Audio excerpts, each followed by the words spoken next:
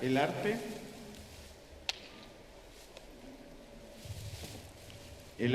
es la única forma de actividad por la cual el hombre se manifiesta como verdadero individuo.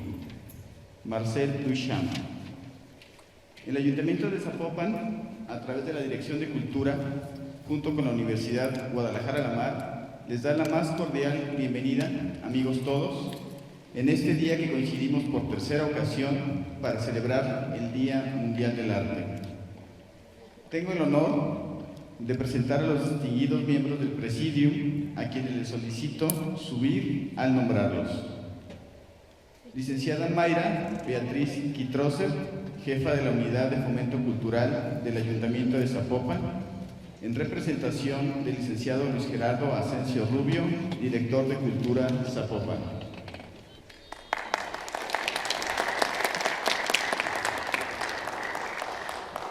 Al licenciado Omar Ortiz Valenzuela, director de Carreras, Campus Chapultepec, en representación del licenciado Luis Antonio López Villaseñor, rector general de la Universidad Guadalajara La Mar.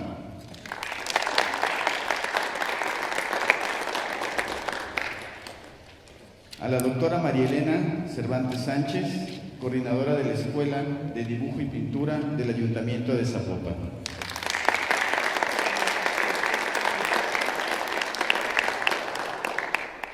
Y por último, al arquitecto Judith Partida Acosta, coordinadora de carreras de la Universidad Guadalajara La Mar.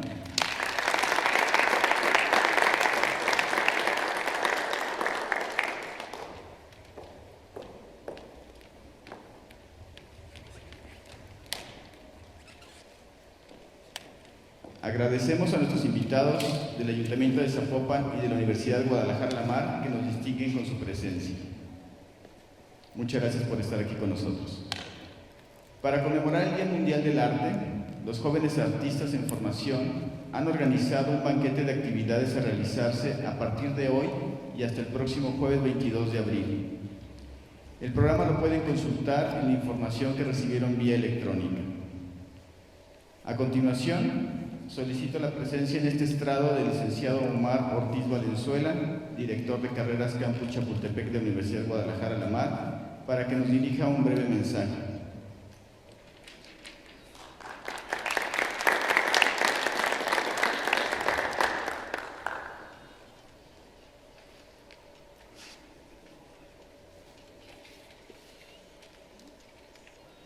Somos lo que hacemos día a día, de modo que la excelencia no es un acto, sino un hábito.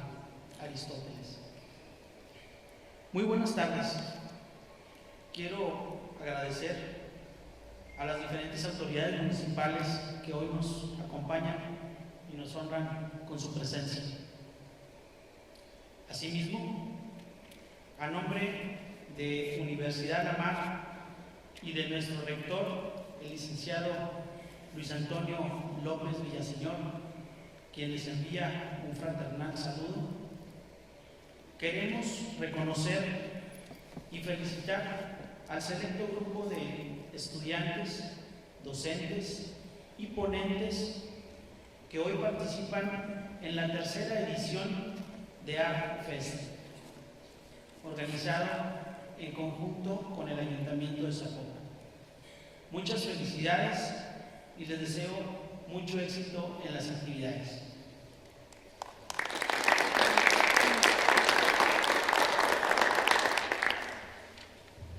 Muchas gracias, licenciado Ortiz Valenzuela. Ahora solicitamos amablemente la presencia en este podio de la licenciada Mayra Beatriz Quitroser, jefa de la Unidad de Fomento Cultural del Ayuntamiento de Zapopan, para que nos dirija unas palabras y realice la declaratoria de inauguración.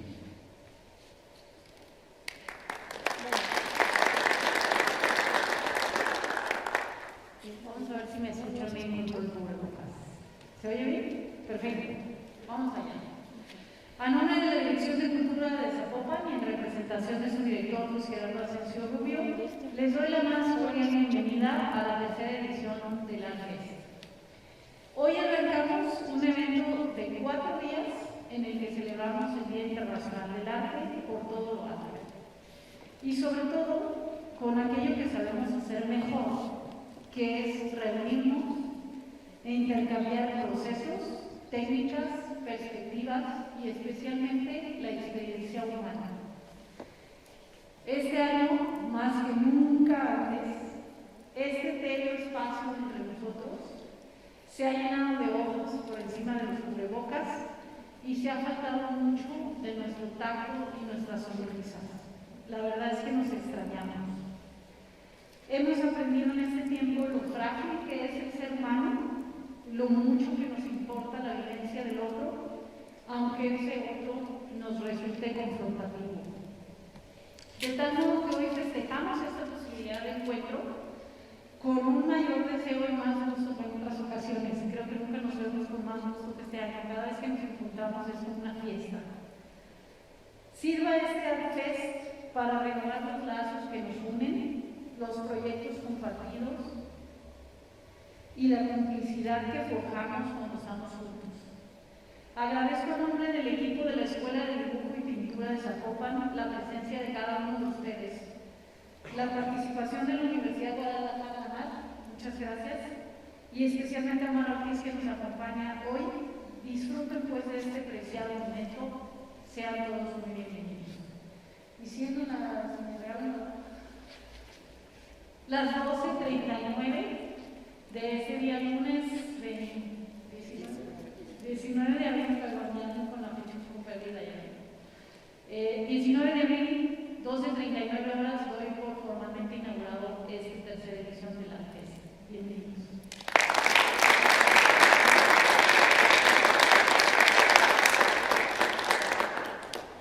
Muchas gracias, licenciada Quitroser, y agradecemos la presencia de nuestros invitados al presidium y los invitamos a formar parte del festejo académico-cultural de este día. El derecho de la propiedad intelectual y los derechos de autor constituyen un elemento fundamental de política cultural y educativa en general. Anónimo. Despidamos a nuestro presidium y por favor recibamos a continuación a los maestros especialistas en derecho de autor, Jesús Eric Fernández García y Hernán Cortés Almaral, quienes nos explicarán los puntos relevantes del derecho de autor.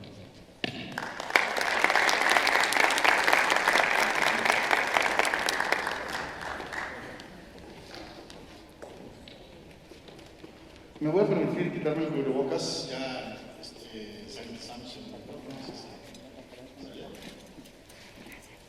Bien, les platico un poco de nosotros. Mi gran amigo, mi compañero, también experto en propiedad intelectual, Hernán Cortés y yo, somos diseñadores industriales. Y entonces, ¿qué hacemos? Si somos diseñadores industriales, ¿qué hacemos en el área de propiedad intelectual?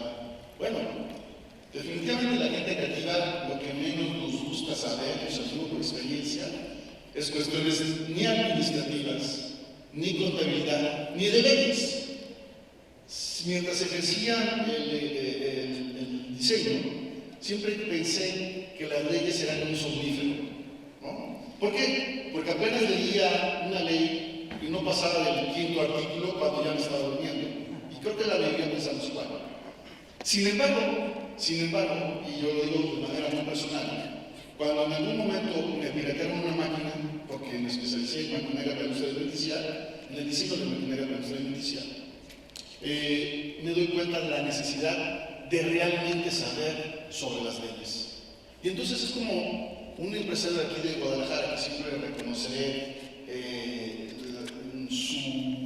su bendición, digamos, en esta materia, fue el que me aconsejó: si no quieres que te vuelva a pasar esto, pues entonces estudia un poco sobre leyes en relación a las patentes y marcas. En ese momento, más o menos hablo de 1992, no existía ni el Instituto Mexicano de la Propiedad Industrial, no existía todavía el Instituto Nacional del Derecho de Autor como tal, con la estructura que ahora tiene, y entonces me puse a estudiar con él. Y me di cuenta que era un gran filón de oro, ¿sí? En relación a que era poco conocida esa materia, y entonces fue como me involucro. Y mi despacho, que incluso en algún momento lo tuve junto con Hernán, de diseño, en algún momento de la vida se convirtió en un despacho de asesoría y gestión de propiedad intelectual, y fue lo que me orilló a estudiar leyes, específicamente Derecho, especializado en la propiedad intelectual. Y ahí es donde entramos en materia, porque también mi compañero Hernán Cortés cursa el mismo taller que se hizo entre la UNAM, el TEC de Monterrey, el Instituto Mexicano de la Propiedad Industrial y la Universidad de Guadalajara. Y también la participación de la Organización Mundial de la Propiedad Intelectual. Y ahí es como nos invitan a formar parte de un proyecto en la Universidad de Guadalajara, que era la cultura de la propiedad intelectual. Y así es como hemos ido avanzando, hemos tratado de hacer cultura de la propiedad intelectual, no solamente dentro de la universidad, donde los dos somos académicos, sino también fuera de ella. Siempre hago la cosa de que me alquilo para poder platicar de esto, ¿no? Poder venir a platicar, porque nos emociona.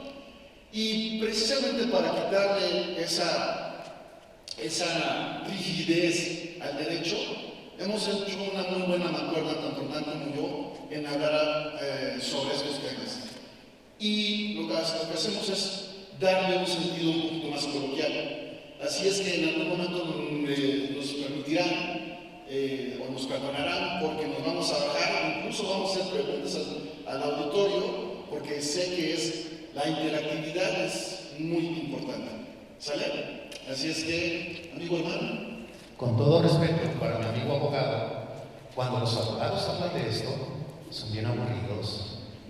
Y como estamos con gente creativa, con todo respeto para los abogados que también existan, ¿no? Y la gente seria, pero los tecnicismos en los aspectos legales parecen otro idioma para los creativos, ¿sí? Entonces, nos ha costado trabajo también, desde hace muchos años que hemos trabajado en este programa de propiedad intelectual, poder ser traductores de los tecnicismos legales a lo que pasa ante el caballete, ante la computadora, ante el foro, o sea, porque estamos hablando de que trabajamos con creativos. Actualmente nosotros somos docentes también en el área de Artes y Humanidades de la Universidad de Guadalajara.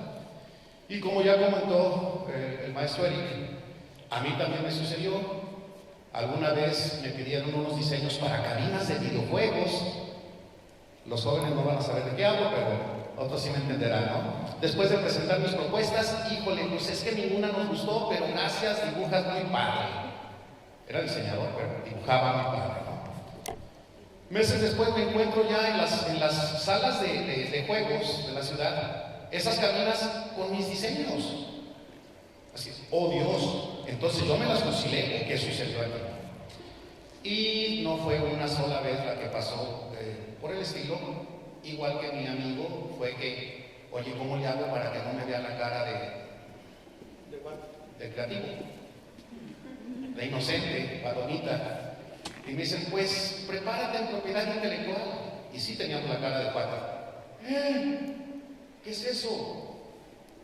Y pues tuvimos que entrarle a estudiar este tipo de cuestiones, formarnos, y la misma experiencia que tuvimos, creo que es ahora el gusto que nos impulsa a compartir estas experiencias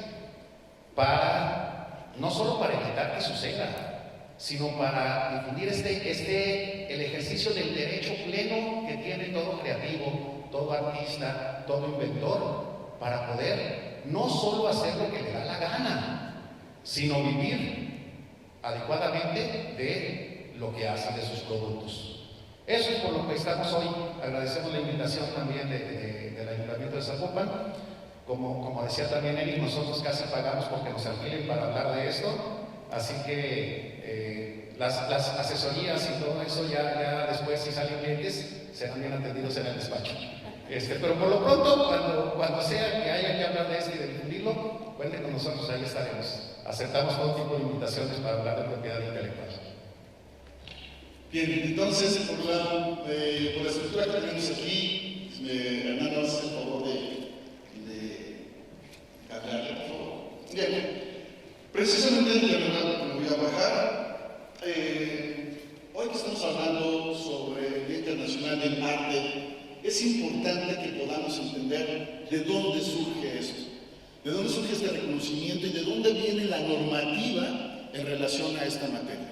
Pues bien, lo primero que tenemos que saber es qué es el derecho de autor. ¿Alguien me puede decir qué es el derecho de autor?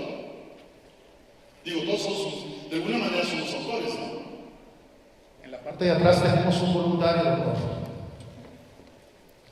Allá abajo la mano. ¿No? Nadie me dice que es el derecho de autor. Si somos autores, es decir, no nos reconocemos. Pues, ¿qué creen o qué entienden por derecho de autor? Cambie la pregunta, abogada. Sí, aquí la compañera va a decir. El derecho que tenemos sobre algún trabajo, alguna idea, ese derecho de que nos pertenece a nosotros, que fue por nosotros. ¿Sí lo escucharon, perdón? No, a ver, ¿lo puedes decir un poco más fuerte? Sí. La propiedad que tenemos sobre algún trabajo o alguna idea, o sea, lo que nos hace decir que fue nuestro o que es nuestro, que nosotros salió de nosotros. Ok, bien, es importante. Bueno, ahorita contesto eso. Diga, fuerte y claro, por favor. En mi opinión, derecho de autor es la propiedad que tengo, que me corresponde a mí por mis creaciones, por las cosas que yo elaboré. El derecho que me corresponde por ser el creador de esa obra o de ese trabajo. O ser el padre de la obra, ¿verdad? Yo siempre he dicho que cada obra es como un hijo. De hecho, tiene nuestro ADN intelectual, porque cada obra que hacemos, independientemente de la materia o de la rama a la que nos dediquemos, si logramos eso es porque ahí está nuestro bagaje de conocimientos, nuestro nivel académico, nuestra filosofía, nuestra moral, incluso hasta en nuestro nivel socioeconómico también está implícito dentro de la propia creación, ¿sí? Entonces, nuestro ADN intelectual ahí está plasmado, ¿sí? Es correcto, definitivamente es cuando se reconoce la paternidad sobre la obra creada. Pero ahora bien, muy importante lo que dijo la compañera sobre las ideas. Bien, déjenme platicarles algo. A ver, déjenme ver si... Supongamos que la compañera en algún momento se queja de que no tenemos, digamos, estamos hablando de manera coloquial en una sala y de pronto llega ella bastante molesta y qué bárbaro, qué complejo es tener tantos documentos para guardar los archivos. Yo creo que necesitamos hacer algo, no sé, tecnológico para que podamos guardar el mayor número de datos en un mínimo espacio. Y con esa idea que me está dando, porque es una idea lo que me acaba de decir, ¿verdad? ¿Es cierto? Es una idea que me acaba de decir. Necesitamos un dispositivo con un alto volumen de almacenamiento de datos, ¿cierto? Es una idea. Y de pronto, yo, en un rato de ocio en mi casa, digo, la maestra tuvo razón. Y de pronto empiezo a trabajar y le dedico un buen rato a ello y creo esto, una USB. ¿Sí? Mi pregunta es, ¿quién es el creador? ¿Quién es el autor? ¿Ella o yo? Usted. ¿Yo? ¿Por qué? Porque ideas hay muchísimas en el planeta Tierra, pero el que realmente se lleva el crédito es quien la ejecuta. Es correcto. Así es que quisiera primero quitarles esa idea de que, digo, porque al despacho de pronto llegan personas diciendo, me piratearon mi idea. A ver, ¿cómo es que te piratearon mi idea? Si solamente dijiste algo así de manera general, pero quien le puso todo el detalle para que funcionara es el creador. ¿Sí? Entonces, de manera jurídica, las ideas no tienen ningún valor. Sí, gracias por tu aportación. Eso que me platicaste en su momento me ayudó a terminar esto, pero no significa que tú seas un creador o un autor. ¿Sí queda claro? ¿Sí? También si tienen alguna pregunta, por supuesto que me pueden levantar la mano y interrumpir de manera inmediata. ¿Por qué? Porque de pronto con las preguntas nos caen el 20 todos. ¿Va? Bien, entonces, aclarando eso, me voy a lo que dice la ley precisamente. La ley nos dice que el derecho de autor es el derecho que reconoce el Estado, en este caso mexicano, ¿sí?, a toda persona física que ha creado una obra literaria o artística. Eso es lo que dice, literalmente lo que dice la ley. Es el derecho que reconoce el Estado a toda persona física que ha creado una obra literaria o artística.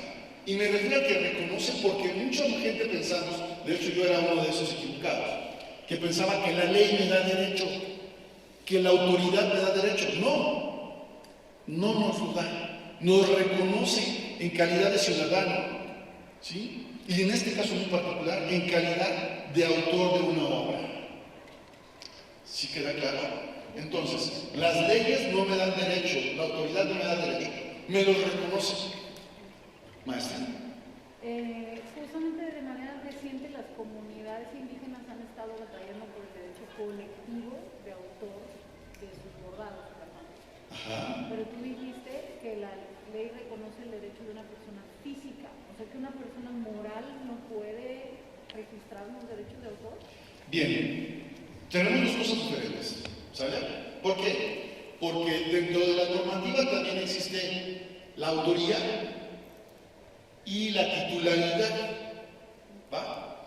Una persona física de manera intrínseca es autor y titular. Pero ¿qué pasa cuando yo te pago porque hagas una obra?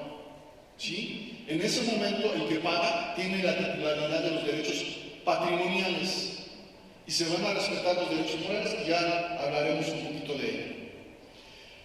Y entonces, en el caso de una colectividad, como un ente moral no es pensante, por sí solo no es pensante, sino que se forma por varios individuos que sí son pensantes. En todo caso, no es un derecho colectivo, sino es una coautoría de 2 más 10 hasta 100, no sé cuántos puedan participar en una obra que se le puede llamar colectiva. Y ya más adelante el maestro Fernando hablará de ello. ¿Sí? Es decir, ¿quiénes pueden ser titulares?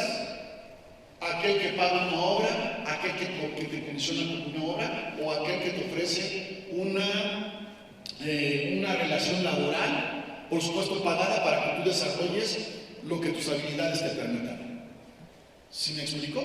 Es decir, ¿quién es el titular de una fotografía cuando está trabajando para un periódico local? ¿Sí? Tú eres un buen fotógrafo y de pronto sale una noticia y te mandan a cubrirla de manera gráfica. ¿Quién es el autor? El fotógrafo. ¿Quién es el titular? El que te está pagando un sueldo porque hagas ese trabajo. ¿Sí? Bien.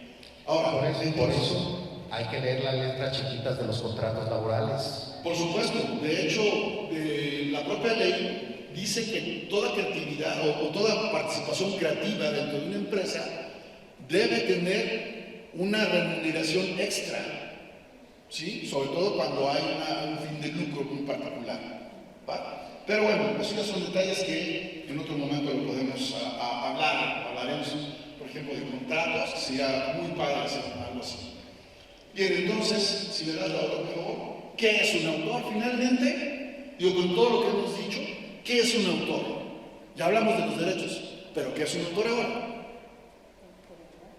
¿Perdón? El creador de... El creador, ¿verdad? Es decir, toda persona física que ha creado una obra literaria o artística. ¿Va? Bien. Perdón, déjenme hacer un pequeño paréntesis. De pronto también nos hemos encontrado en que hay algunos asesores o directores de trabajo, ¿sí?, que le piden a su asesorado, o a quien están dirigiendo, que lo incluyan como autor dentro de la obra. Y en algún momento hubo alguien que me dijo, oye, entonces tú lo que estás diciendo significa que ese maestro que me está diciendo que lo incluya como autor porque me está guiando, tú estás diciendo que no es autor, ¿verdad? Sí, lo estoy diciendo. ¿Sí? Y esa vez nos estaba dando una plática similar a esta y me dijo, oiga, ¿se lo puedo decir a mi director? Sí, claro, se lo puedo decir, ¿no? Le dije, y si no lo creen, se echan. Y yo se lo dije así de pura broma. Ah, bueno, pues a los 8 días llegó con él, ¿no? Y llegó el director y me dijo, oye, ¿tú estás diciendo que no puedo ser un autor porque estoy dirigiendo el trabajo de este joven? Sí, efectivamente. Pero a ver, si yo le estoy diciendo cómo haga las cosas, ok, qué bueno que lo estás haciendo, ese es tu trabajo. Pero vámonos a la literalidad de la ley. Aquí dice que autor es toda persona física que ha creado una obra literaria o artística, o parte de ella. ¿Qué parte creaste tú? No creé ninguna. Ok, entonces no eres autor, ¿verdad? Si la ley dice que, como se los dije, ¿sí? Entonces no eres autor. Pero es que yo le di la idea. Las ideas no tienen función aquí, no tienen ningún fundamento jurídico. ¿Sí queda claro? ¿Sí? Así es que, perdón. Adelante. Pero imagínense lo importante, y estamos hablando hoy precisamente del Día Internacional del Arte. Normalizar el arte, ¿sí? o la autoría, más bien los derechos de los autores, surge posterior a la Revolución Francesa, donde nace la Declaración de los Derechos del Hombre. Esa declaración, amigo, que de pronto, adelante, evoluciona hasta lo que hoy conocemos y que se firma en 1946 como la Declaración Universal de los Derechos Humanos. Y muy particularmente, en su artículo 27 dice: toda persona tiene derecho a tomar parte libremente de la vida cultural de la comunidad, a gozar de las artes y a participar en el progreso científico y en los beneficios que de él resulten. Literalmente se lo dice. ¿Qué quiere decir eso? Pues que nosotros podemos participar o podemos tener el goce de ese tipo de actividades, ¿no? de la ciencia, de las artes, de la literatura. Podemos hacerlo, ¿sí? Pero también nos dice que toda persona tiene derecho a la protección de los intereses morales y materiales que le corresponden por razón de la producción científica, literaria o artística de la que sea autora. Ahora bien, esto es verdaderamente muy importante. ¿Por qué? Porque en esta normativa internacional están reconociendo que dos cosas muy particulares, que nosotros tenemos un derecho moral, es decir, nos van a reconocer la paternidad sobre lo que hemos creado, pero también tenemos el derecho de explotar y de obtener un beneficio, ¿sí? Ahí llamado derecho material, nosotros aquí en México lo llamamos derecho patrimonial, ¿sí? Por lo que hemos creado. Entonces, también yo creo que es falso de todas falsedades cuando un hijo le dice a su papá: papá, quiero ser artista, y el papá te pregunta: ¿de qué diablos vas a vivir? ¿Sí? Porque suele pasar. Nosotros estamos en la escuela de arte, lo vemos muy seguido, pero hay que saber este tipo de cosas. La ley me faculta o me reconoce para que yo pueda explotar mi trabajo, ¿sí? Y obtenga un beneficio económico de él. A veces no es tan, no quiere decir que sea en efectivo, a veces incluso hasta es en especie. Maestra, ¿cuánto tiempo tenemos? Porque a veces me emociono, no más bien nos emocionamos y de pronto... Más rápido. Una hora. ¿Perdón? Más rápido. Bueno, entonces, después de repetir un caso muy particular, se lo digo de manera general, un artista local que vende una obra en la Gran de Chapalita y de pronto se lleva su obra y un día lo invitan a la inauguración de una galería en Culiacán, Sinaloa, y de pronto, cuando le están sirviendo el vino, él ve aquella obra que él vendió hacía un par de años atrás, lo ve en las etiquetas del vino, ¿sí? Entonces dijo: oye, ¿se puede esto? Yo soy de una persona, pero nunca me dijo que yo iba a utilizar para eso. No, la ley te dice que si tú compras o adquieres, no necesariamente comprar, si tú adquieres una obra, esa obra debe ser de ornato, ¿sí? Y además, el adquiriente tiene la obligación de mantenerla como la recibió. Es decir, tienes una obligación de crear las condiciones para que esa obra no se maltrate, independientemente de la obra de que se trata, ¿sí? Y entonces para eso sirven los certificados de autenticidad o las cartas de originalidad, donde podemos darle seguimiento a nuestro hijo, que se lo adoptó fulano, o sutana, ¿no? Y entonces, bueno, eso nos implica que de pronto podemos demandar a esa persona porque la ley dice que si no hay un pacto en contrario, es decir, si no hay un contrato que diga lo contrario, esa obra debe ser reglada. Todo lo demás me tienes que informar e incluso dar regalías o pagar un derecho por ello. ¿Sí queda claro? Pero de pronto todos decimos, es que es derecho de autor. No le damos ningún valor. No le damos ningún valor. Perdón. Adelante. Luego entonces, y quisiera adentrarme un poquito a la gran expresión de los trabajos de la industria de todas las naciones que se hizo en 1851, precisamente impulsado por, ¿cómo se llama el esposo de la reina Isabel? Felipe. Pero no me acuerdo exactamente, pero él fue el que impulsó esta exposición. Felipe, que ya murió, ¿no? Exactamente, Felipe, él fue el impulsor de esta exposición. Y resulta de que fue muy buena la exposición, pero nunca se dieron cuenta de lo que iba a pasar posteriormente. Todos los inventores del momento llegaron a sus productos, pero resulta de que no controlaron de que otra persona viera el proyecto y se lo fusilara. ¿Sí? Y entonces pues, tuvieron un grave problema. Y luego, en 1873, cuando se convoca una nueva exposición internacional de inventos, todos los inventores dijeron, sí, vamos. Pero cuando llega el día de la exposición, había muchos inventores, había muchos entusiastas, muchos interesados e incluso inversionistas, pero no había inventos. ¿Cómo sucedió eso? La mayoría de los inventores coincidieron en que sí, yo estaba muy entusiasmado en venir, pero nunca me garantizaste en tu convocatoria que no se iban a respetar mis derechos de inventor en ese momento. Y entonces, dicen, tiene razón, ¿cómo lo hicimos? Porque nos va a pasar como aquella gran exposición de los trabajos mundiales, ¿no?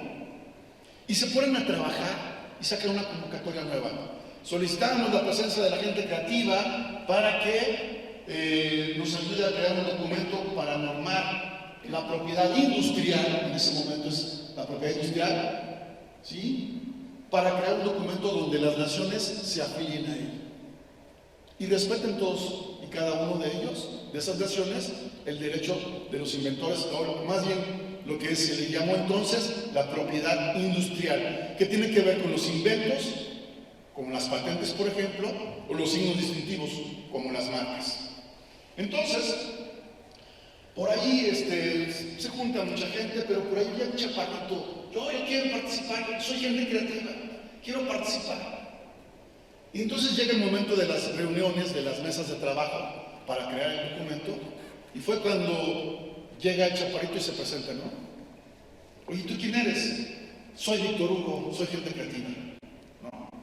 Y entonces, ese tal Víctor Hugo se queda pasmado cuando le dicen, oye, sí, reconocemos que eres una gente creativa. Y ya conocen a Víctor Hugo, ¿no? Son sensibles, maestro. ¿Perdón? Son sensibles. Ok. Víctor Hugo, entre otras cosas, es el creador de la novela, entre otras, muy reconocidas, Los Miserables. Sin embargo, la gente que estaba reunida ahí, el comité organizador dice, sí reconocemos tu creatividad, sin embargo, no eres creador igual que nosotros, porque nosotros creamos, hacemos creaciones para resolver necesidades específicas, mientras tú, Víctor Hugo, creas... Eres artista, eres un artista para el gozo del espíritu específicamente. ¿Va? Y entonces pues, se sale muy enojado en ese momento Víctor Hugo, y al final de cuentas, en 1880, se empieza a trabajar sobre el documento, y en 1886 se firma el Convenio de París, que habla precisamente sobre la protección internacional de los derechos de propiedad industrial. Luego entonces, estaba Víctor Hugo en un café team del barrio de Pigalle en París, leyendo Le Monde, y de pronto se da cuenta y se firma el Convenio de París.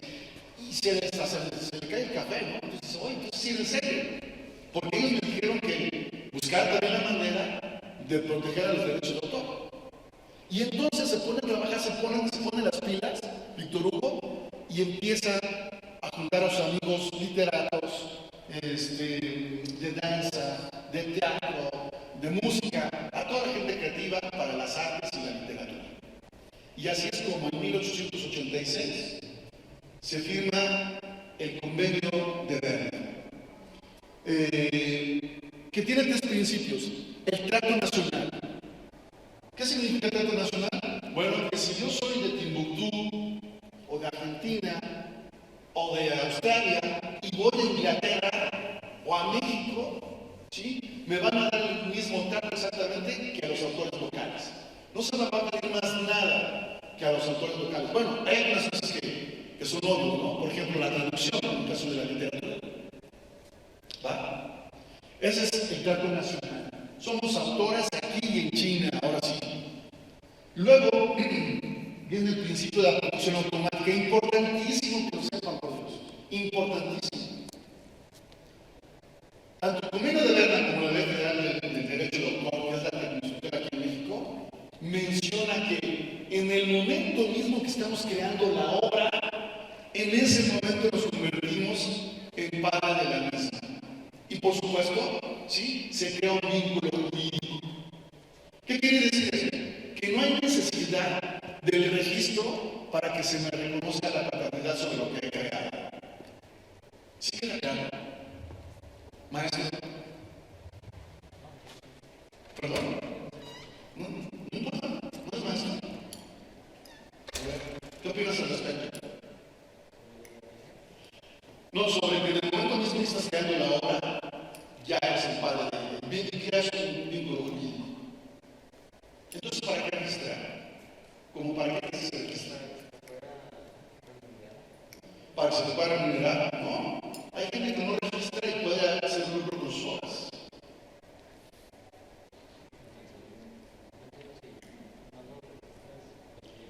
Sí, ¿verdad? Todo el mundo tenemos de pronto esa duda. Él dice que no entiende. Entonces, no lo registrar. No, en el momento que tú firmas tu obra, en ese momento se te puede reconocer. ¿Sale? ¿Para qué sirve esto entonces? Para ejercer acciones legales en contra de un tercero que está violentando tu obra. Sobre la marcha, estamos también haciendo algunas consideraciones. En esto de la propiedad intelectual existen muchos que llamamos mitos, muchas creencias que se manejan en los gremios, en los colegios o en las escuelas o en las galerías o en las academias, pero que están lejanas de la realidad y de la legislación. Entonces, así como estos principios son parte de los mitos que a veces esperamos aclarar durante la charla. Así como aquel mito que de pronto una reportera dice, ¿no? Patente amortado oaxaqueño. A ver, espérame. Las patentes no funcionan así. Pues, ojo, perdón. Me voy a meter en el tema. Es que de pronto todo lo que creemos que hacemos lo consideramos como patente, ¿no? Y todo el mundo te dice, hiciste una canción, ven paténtala. Hiciste una obra, ven paténtala. Hiciste una marca, ven paténtala. ¿O no? ¿Cierto? Bien. Es un mito que vamos a romper. Pues Lo único patentable son los inventos. Lo único patentable. Todo lo demás se registra, pero lo único patentable son los inventos. Y para ser patente, porque hay otros tipos de inventos, debe cumplir 3 características. Que sea novedoso a nivel mundial, resultado de la actividad inventiva, es decir, que le hace una capaz, ¿sí?, y de aplicación industrial, es decir, que resuelva una necesidad específica y se le busque el ser. Todo lo demás se registra. Las marcas se registran, las canciones se registran, las obras se registran, pero lo único patentable son los inventos. Y entonces, ¿un bordado oaxaqueño es un invento? No, porque la ley dice que inventar es transformar la materia o la energía tal como se encuentra en la naturaleza para que lo que tú crees resuelva una necesidad específica del ser humano. Pero en el caso del bordado oaxaqueño no resuelve nada, sino simplemente es una cuestión artística, ¿sí?, que llena el espíritu, no resuelve una necesidad particular. Bueno, dicho lo anterior, Y la otra es el principio de independencia de la protección. ¿Qué quiere decir eso? La Unión, llámese los países que integran estos dos convenios, ha mencionado que la vigencia mínima de un derecho de autor es la vida del autor y 50 años después de su muerte.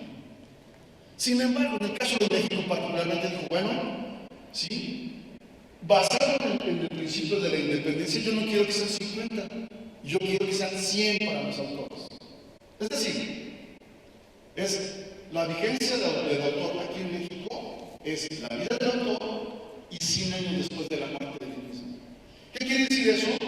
Que incluso hasta tus nietos le podrán tener la facultad de explotar lo que tu bisabuelito creaste.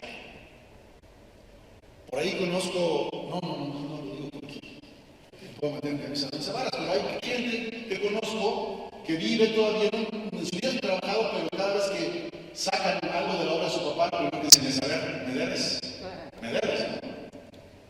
Y están en su derecho, claro, están en su derecho, educación, marca la ley.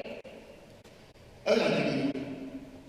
Luego entonces, tan importante es el arte, la creatividad, los derechos de autor, que la propia Organización de las Naciones Unidas crea una institución, un organismo internacional para que administre esos dos convenios, el convenio de París y el convenio de Berna. Imagínense la importancia. ¿Sí? Y entonces se crea la Organización Mundial de la Propiedad Intelectual, que abarca dos ramas, como ya lo vimos, es la propiedad industrial, que contempla las invenciones y los signos distintivos, y por su parte el derecho de autor, que vamos a hablar sobre los derechos morales, patrimoniales, derechos conexos y las reservas de derecho. Adelante. ¿Cuáles son los objetivos entonces de la Organización Mundial de la Propiedad Intelectual? Pues fomentar la protección de la propiedad intelectual mediante la cooperación de todos los estados, ¿sí? Y también asegurar la cooperación administrativa entre las diferentes visiones de la propiedad intelectual. ¿Cuáles son esas visiones? Por ejemplo, el que les acabo de dar, ¿no? La Unión dice que son 50 años mínimo y México dice, yo quiero 100 para mis autores. Adelante. Pero también nuestra Constitución Política de los Estados Unidos Mexicanos, ¿sí? Menciona, y es importantísimo hacérselo saber, que en el artículo primero dice que los tratados internacionales, los tratados con menos acuerdos internacionales de los que México forma parte, ¿sí? Tienen el carácter de constitucional, prácticamente es lo que dice. ¿Qué quiere decir eso? Que también nos podemos basar en la normativa internacional para proteger nuestro propio derecho, aunque sea de manera local. Es decir, en un juicio yo puedo citar la Declaración Universal de los Derechos Humanos y puedo citar el Convenio de Berna, entre otros muchos acuerdos que se han logrado a lo largo de la historia de la Organización Mundial de la Propiedad Intelectual. Y luego también, ¿sí? El artículo 7, donde nos dice que tenemos la libertad de expresión. Aunque muy particularmente ese artículo dice sobre la libertad de escribir o de la imprenta, la Suprema Corte ha dicho que también se puede extender hacia cualquier tipo de expresión, incluso la artística. ¿Sabe? ¿Qué quiere decir eso? Que hasta un grafitero, ¿sí? También tiene un derecho. Ojo, nada más hay que pedir permiso, porque de pronto, si yo pinto una palabra en una pared, cualquiera que sea, bueno, también hay otro derecho, el de la propiedad privada. Y entonces puedo estar atentando contra esa propiedad. Pero la ley de expresión la tengo. ¿Sí queda claro? ¿Sí? Si hago una caricatura o hago una parodia, de manera autoral, por supuesto, que también tengo un derecho. También nos faltó mencionar el artículo 5, que nos dice que nos podemos dedicar a la actividad que nos dé la gana, siempre y cuando sea legal. Y ser artista, ser músico, ser creativo, ser pintor, todo eso, pues también puede ser una profesión que tiene también el derecho a la justa remuneración. ¿Sí? Y aunque le guste a algún político, artista, la gente que no le gustan, no sé, las religiones, que de pronto es que eso es un sacrilegio, bueno, pero es mi expresión artística. ¿Sí queda claro? ¿Preguntas ahorita? ¿No? Ok, adelante. Y luego el 28 constitucional. El 28 constitucional donde nos concede el derecho, ¿sí?, de obtener una remuneración por lo que hemos creado, de manera exclusiva. El artículo 28 constitucional habla específicamente sobre que en México no deben existir los monopolios, salvo aquellos concedidos de manera temporal a los inventores, diseñadores y autores. ¿Sale? ¿Por qué? Pues porque es mi hijo, tengo que explotarlo de alguna manera, ¿no? Entonces, si le voy a sacar un provecho, pues que sea de manera, para que no sea monopólica, pues me dan una vigencia de explotación. ¿Sí queda claro? Sí. Adelante. Entonces, nuestra normativa local, la que nos habla, y por supuesto, les recomiendo que la descarguen, ¿sí?, porque va a ser un libro de cabecera. Ahí nos dice qué es el autor, ¿sí?, cuál es la vigencia, hasta dónde alcanza nuestra autoría o nuestro derecho al respecto. Adelante. Y también tenemos una institución que administra el derecho de autor aquí en México. Se llama el Instituto Nacional del Derecho de Autor, que es un organismo desconcentrado de la Secretaría de Cultura. ¿Va? ¿Por qué la cultura? Pues porque al final de cuentas todas las expresiones artísticas o literarias conforman el bagaje cultural de un pueblo. Así es como conocemos, por supuesto, las culturas de los egipcios, los fenicios, los druidas, incas, a través de sus expresiones culturales como la arquitectura, el diseño de sus prendas de vestir, del calzado, de sus pinturas, de su escritura, etcétera, etcétera. ¿Cuál es entonces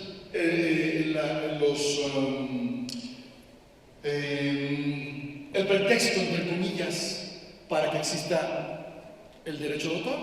Por justicia social. ¿Por qué? Porque el autor tiene la posibilidad de obtener una remuneración por lo que ha creado. Luego, por desarrollo cultural. Porque si el autor está protegido, o más bien si el derecho del autor está protegido, ¿sí?, el autor va a seguir generando obras. Porque si, imagínense, si soy autor y de pronto nadie me da una garantía de que va a ser respetado mi derecho, ¿voy a seguir creando? No.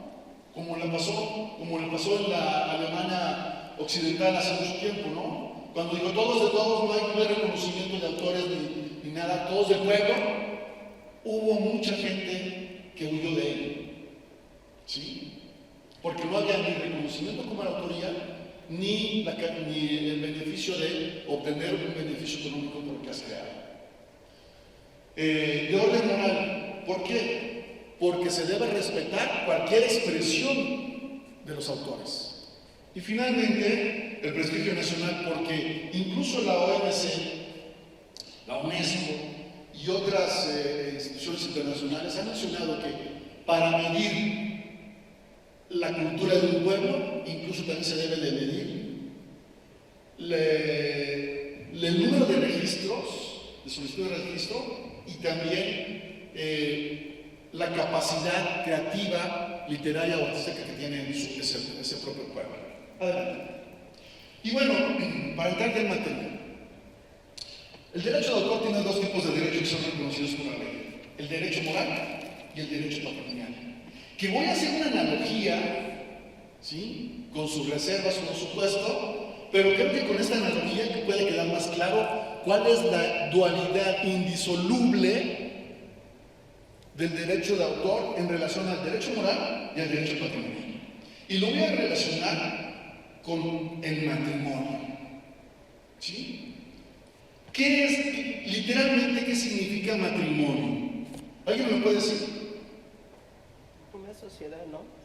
Es una sociedad, al final de cuentas es una sociedad. Incluso, yo diría que es una empresa, firmando un contrato para generar esa empresa, o para desarrollar esa empresa. Sí, de alguna manera. Pero literalmente, ¿qué significa matrimonio? ¿Alguien sabe de etimologías? Matrimonio. De latín matrix y monium. ¿Qué significa matrix? ¿Qué es la matrix?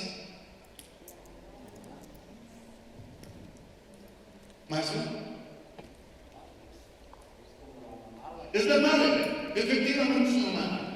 ¿Sí? Luego entonces, la parte demonium suena como a demonio, pero no. ¿Sí? Monium significa la carga de. Luego entonces, matrimonio significa la carga de la madre. Ahora bien, ¿cuál es la carga de la madre en un matrimonio tradicional? No me digan que tener hijos, por favor, porque así se me figura como una fábrica de estar haciendo un chamaco. No, por Dios, no. ¿Alguien me puede decir cuál es la carga de la madre? ¿El hogar? En un matrimonio tradicional. ¿Administrar los recursos? Administrar los recursos, ¿o qué? De la educación. ¿Perdón? Educación. Educación, exactamente, es algo importantísimo que debemos de recordar siempre. ¿Por qué? Porque se encarga de los valores, es la parte más importante de una sociedad, inculcar valores. ¿Sí? ¿Y por qué hago una semejanza, una analogía con el derecho moral? Precisamente porque el derecho moral, ¿sí?, tiene 4 valores particularmente. Número 1, es irrenunciable. Es decir, no puedo renunciar a mi derecho moral. Aunque la convocatoria diga renuncias a tus derechos, perdón, eso está mal. Es una convocatoria viciada, porque no puede renunciar porque la ley lo dice. No es capricho ni del convocante, ni del contratante, ni tuyo como autor que dices te lo regalo, ¿no? O renuncio a mi derecho de otro. No es irrenunciable. Ojalá que les quede muy presente eso. El otro es inalienable. No puedes usurpar el nombre o la autoría o la paternidad de cualquier otro. Ni la tuya ni tú puedes adquirirla. ¿Sí? Luego también entonces es imprescriptible. Es decir, no prescribe. Significa que no tiene una vigencia. Por siempre vas a seguir siendo el padre, aunque ya tenga miles de años de muerto como Virgilio o cientos como Miguel de Cervantes Saavedra. Seguimos reconociendo la paternidad porque es imprescriptible. Y finalmente el otro valor es que es inembargable. ¿Sí? Es inembargable. ¿Por qué? Porque los valores, lo único embargable es lo que se puede medir. Pero ¿cómo puedes medir un valor? ¿Sí? ¿Cómo puedes medir, por ejemplo, la honestidad, la compasión? Que dicho de paso, ¿quién nos enseña ese valor de la honestidad? Generalmente la madre. ¿El de la compasión? Generalmente la madre. Entonces, sí, me explico con la analogía, es valores. Y finalmente la otra parte es el derecho patrimonial. Es el derecho patrimonial que me reconoce que puedo explotar mi derecho, ¿sí? Obviamente, por cierta capacidad de vivir. ¿Por qué es patrimonial? ¿Qué significa entonces patrimonio? Los bienes que tenemos para nuestra, pues para la supervivencia o... Es correcto. Pero si nos vamos a la literalidad, patrimonio significa la carga del padre. Por eso es esa dualidad indisoluble.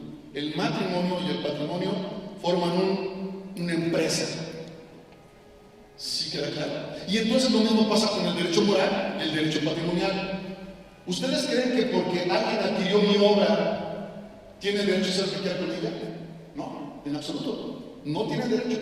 Porque si dice, oye, yo la compré porque quiero quemarla, espérame. Luego mi derecho moral, ¿sí? Es que quiero modificarla porque se me hizo muy fea. Como estaba tan fea, yo dije, le voy a pintar un bigote para hacerla bonita. Espérame, no puedes hacer eso. Porque prevalece mi derecho moral. ¿Sí queda claro? Tú puedes tener la obra material, pero no le puedes hacer absolutamente nada. Es más, tienes la obligación de tenerla tal cual. Por ejemplo, ahorita estamos en un litigio debido a que un ayuntamiento cercano a Guadalajara contrató los servicios de un muralista y ese muralista pinta la obra, ¿sí? Hace ya varios años. Pero de pronto llega una nueva persona a la administración y se da cuenta que ese mural que estaba en la parte externa, ¿sí?, estaba descarapelándose por las acciones del clima. Y entonces le dice a uno de los empleados de mantenimiento, oye, ya se está escarapelando ahí el mural, dale una manita, ¿no?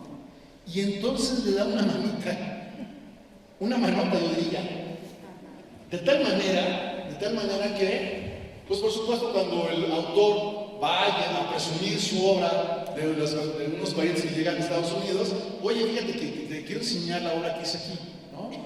Y lo llevan y se da cuenta de un parchezote que tenía. Y entonces me habla por teléfono, oye, me pasó esto, ¿puede? No, no puede. ¿Te pidieron permiso? No, número uno. Ok, ¿tú autorizaste a la persona que lo hiciera? No. Entonces, ¿qué estamos haciendo? Mi cliente no quiere dinero, ¿sí? Pero sí quiere amarrar a través de un contrato que, número uno, restaurar el mural. Obviamente va a tener un costo la restauración. Y número dos, un contrato de por lo menos lo que resta de la administración para que cada cierto tiempo le dé mantenimiento, porque la única persona autorizada para darle mantenimiento a la obra es el autor o una persona que él haya destinado para ello, autorizada por él. Entonces, aunque el ayuntamiento sea el titular de la obra, sea la persona moral titular de la obra, ¿sí?, no le puede meter mano. O tengo otro caso, ¿no?, en particular, donde dijo, ¿sabes qué? Estaba tan deteriorado el mural que dijo, tómale una foto, ¿sí?, y rehazlo. Y contrataron a un artista local, y el artista local pintó de negro la pared totalmente, es decir, pintó todo el mural, y con las fotografías que le había tomado lo vuelve a hacer. El problema es que aquí quien lo firma no es el autor original, aunque ha sido exactamente la misma obra, sino el supuesto restaurador. Entonces es un grave problema. Y ojo, muy importante, esto es un delito federal. Una violación de un derecho de autor es un delito federal. Imagínense el grado que estamos, ¿no? Y de pronto la propia conciencia que tenemos de nuestra propia obra. ¿Va? ¿Preguntas? Yo tengo otra. Sí, claro. ¿Qué pasa cuando el mural está en un espacio público? Es que hay un caso muy reciente de un colectivo que pintó un mural en la parte de abajo de uno de los puentes de Lázaro Cárdenas. Ajá. Y se estaba deteriorando y llegó el ayuntamiento y lo pintó de blanco. Así de, no, ya estamos cerrados. Pues que nos busquen, ¿no? Está en un espacio. Los podemos representar. El arte mural, pues es un arte de alguna manera efímera, ¿no? Se asume que le van a pasar cosas porque está fuera. Pero llegar a pintarlo de blanco es muy otra cosa. No necesariamente. No necesariamente. El gran problema que existe con todo esto es precisamente el que no conocemos cuáles son nuestros derechos y cómo ejercerlos. Por eso es que cuando empezó la plática él decía, es cuestiones de leyes, y los creativos dicen, yo qué voy a andarme metiendo en eso, pero como no conocemos cuál es nuestro derecho, lo dejamos. Ay, no, pues, y luego, es que pasó esto, pues ya ni modo, ¿verdad? Ya me fregué. No, espérate, es que la pregunta aquí siempre importante que nosotros hacemos es, ¿qué quieres hacer? Pues no sé, ¿qué puedo hacer? Pues es que puedes hacer el ejercicio de los derechos. A lo mejor no quiero cobrar, o a lo mejor sí, o a lo mejor quiero la restauración, o quiero el reconocimiento nada más, que digan que sí soy yo, o quiero la protección, que no la destruyan. O sea, el autor es el que va a decidir en el ejercicio de su derecho qué es lo que quiere o le conviene hacer. ¿Sí? Por eso entre uno de ellos es exigir el respeto de la obra, oponiéndose a cualquier deformación, mutilación u otra modificación de ella, así como toda acción o atentado a la misma que cause demérito de ella o perjuicio a la reputación del autor. Tenemos muchos ejemplos públicos. Sí, muchos ejemplos, definitivamente. Sobre todo en la parte pública, ¿no? O sea, es que el ayuntamiento piensa, es que yo lo contraté, o sea, acordamos algo, pero recuerden que la persona moral, titular del derecho, porque lo concedió, porque le pagó, porque lo contrató, por lo que ustedes quieran, ¿sí?, tiene la obligación de mantenerla tal como le fue entregada. ¿Y eso se puede limitar en el tiempo? ¿Perdón? ¿Eso se puede limitar en el tiempo? Siempre y cuando se esté estipulado por escrito. Tú haces un contratas un muralista para ningún mural y le puedes poner término a ese mantenimiento y decir, este mural lo vamos a mantener intacto por 10 años. Y ahí se acaba. Ya después si se destruye o lo pintamos de blanco. Es que, ok, bien, ahí vamos a la irrenunciabilidad de mi derecho. Es irrenunciable. El contrato puede decir, lo puedo dar mantenimiento por 10 años, sí, pero después de 10 años, ¿qué? ¿Vas a contratar a una persona? Ok, tengo que autorizarla al autor. ¿Sí? Pero como generalmente, es muy interesante lo que dice la maestra. como generalmente no hay contratos, no hay convenios, no hay acuerdos, pues muchas veces las personas que abusan de este derecho, pues se apoyan en el puedo o por cuestión de la propiedad. Es que el mural no es propiedad tuyo, está en una pared que es mía, entonces yo hago lo que quiera con mi propiedad. Sí, pero hay una obra en la propiedad. Ahí es donde estriba la diferencia de los derechos, ¿no? No tienes derecho sobre la propiedad, sobre la construcción, sobre la obra sí. Y ahí es donde hay que hacer mucho énfasis en que existan estos convenios y acuerdos. Porque también la ley a veces, incluso patrones, el gobierno, instituciones, aprovechan, como dice la ley, dice, salvo pacto en contrario, los derechos así y así y así. Entonces dice, puedes hacer un pacto, pero hemos visto contratos donde dice, de acuerdo a la ley, esto pertenece al patrón. Sí, pero antes de eso dice, salvo pacto en contrario. O sea, sí puedes negociar ese beneficio, ¿no? Nada más que no lo conocemos. Sí. Adelante, por favor. Luego entonces también se puede oponer a la modificación de su obra, retirar su obra del comercio y oponerse a que se le atribuya una autoría a su propia obra, ¿sí? Y quiero irme a este ejemplo sobre las excepciones. Incluso nuestra presentación está en el marco del artículo 148-151 de la Ley Federal del Derecho de Autor. Ustedes han visto que hemos tenido aquí muchas imágenes, ¿sí? Sin embargo, esas imágenes las hemos utilizado, que nosotros no somos los autores, por una cuestión de educación, formación, conciencia y sin fines de lucro, más bien culturales. Y en ese momento no es necesario ni pedirle permiso al autor, ni darle regalías. Sí queda claro. Eso también es importante que lo sepan. Maestro, puso cara de pata. A ver, platíquenme. No. Bien. Nosotros como artistas podemos oponernos a cualquier modificación, mutilación, lo que sea de la obra. ¿Sale? Hasta ahí queda claro. Bien. Luego entonces, ¿sí?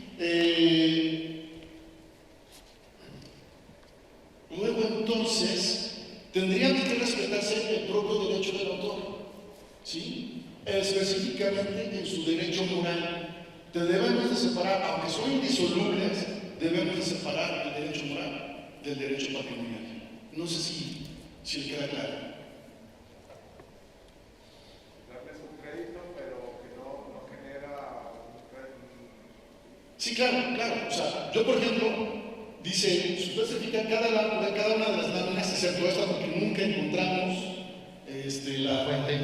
la autoría, ni quién lo hizo, pero sí se hizo con una finalidad. La comunidad internacional de pronto dijo, me opongo a que hagas este abuso de la imagen de Miguel Ángel, que es casi una obra de maravilla humana, ¿no? Pero espérame, lo que pasa es que con tu misma ley dice que sí lo puede hacer mientras haga conciencia. ¿Cuál es la conciencia que estaba tratando de hacer con esto? El problema mental que tenemos de la obesidad. ¿Sí? Luego entonces, significa que yo puedo hacer uso mientras, número uno, respete la autoría o cite la fuente, y número dos, no sea con fines de lucro, y número tres, que sea por educación, formación, conciencia, crear conciencia de unas personas de naturaleza. ¿Sí? ¿Sí? Ok. Y finalmente el titular de los derechos patrimoniales puede libremente conformar al traducido, transferir, ceder derechos o licencias para que se explote por parte de un tercero si es que yo no puedo hacer. ¿Vale? Y ahí es donde precisamente ese derecho patrimonial de su explotación o de su uso, de ponerlo en práctica, vaya, ¿sí?, puede obtener un beneficio económico de él. ¿Sí queda claro? ¿Preguntas ahorita? Para ya cederle la batuta al amigo.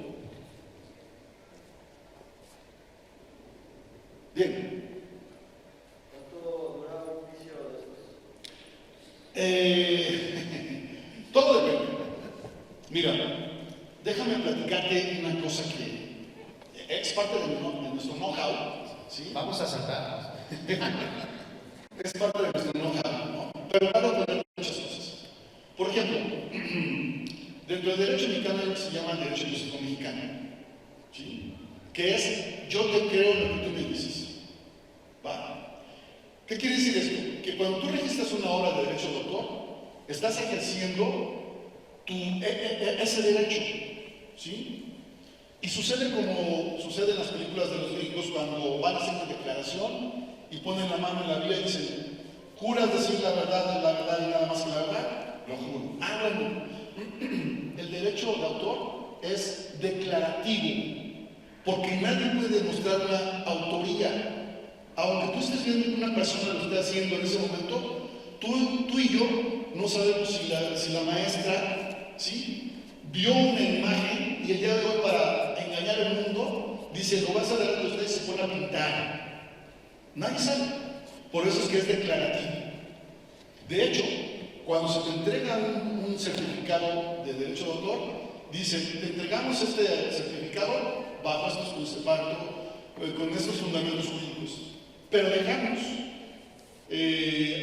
a salvo los derechos de terceros, ¿sí?, es en caso de que alguien venga y me reclame.